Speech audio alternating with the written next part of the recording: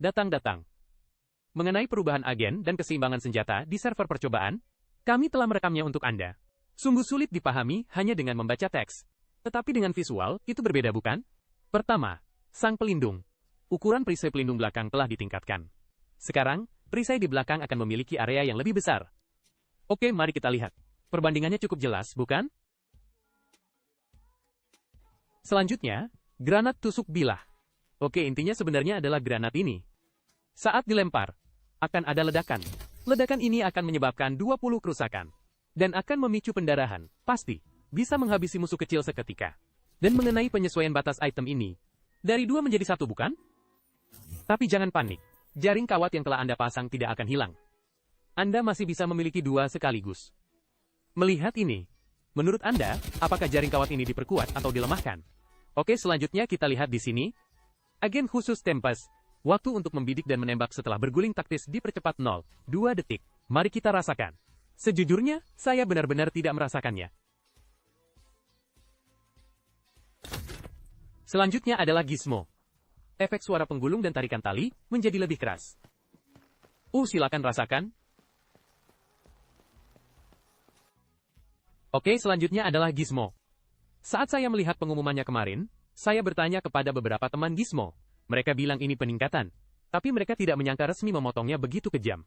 Benar, efek perlambatan gizmo berubah dari 20 menjadi 30. Tapi kecepatan bergerak dan durasi laba-laba kecil gizmo. Mari kita lihat videonya.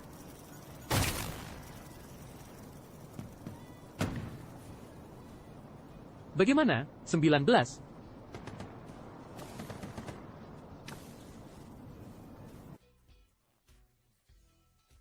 Oke, mari kita lihat pengujiannya.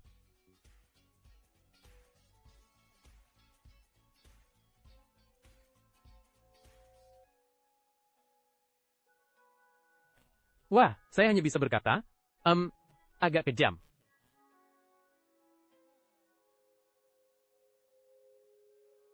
Selanjutnya, kakek tua drone.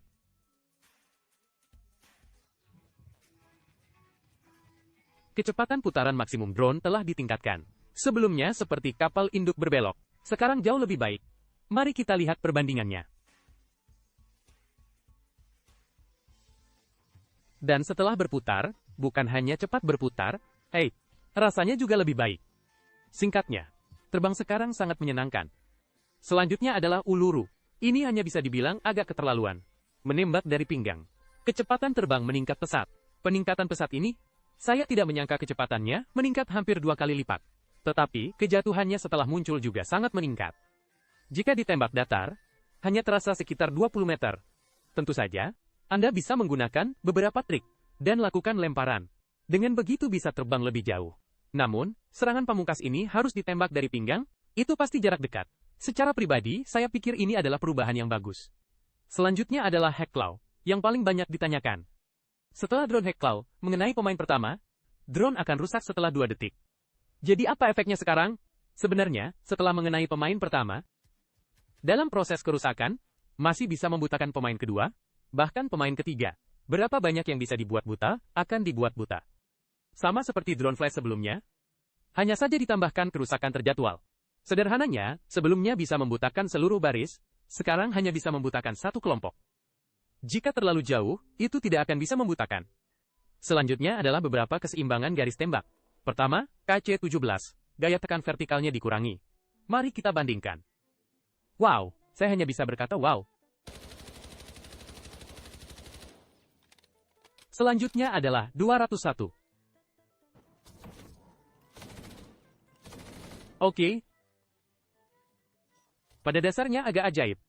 Yang tidak memiliki nilai spesifik telah diuji untuk Anda semua, tetapi perhatikan baik-baik di sini. Pihak resmi menuliskannya dengan sangat jelas. Pengumuman pembaruan server percobaan. Tanda kurung, nilai tidak final. Anggaplah server resmi sebagai standar. Baiklah, Anda juga bisa mendiskusikannya di kolom komentar. Bagaimana menurut Anda perubahannya? Saya kira, mereka kemungkinan besar akan mengintip. Baiklah. Jadi, episode ini sampai di sini. Setelah menguji begitu lama, mohon beri jempol. Tidak berlebihan kan? Jadi, sampai jumpa di episode berikutnya. Sampai jumpa!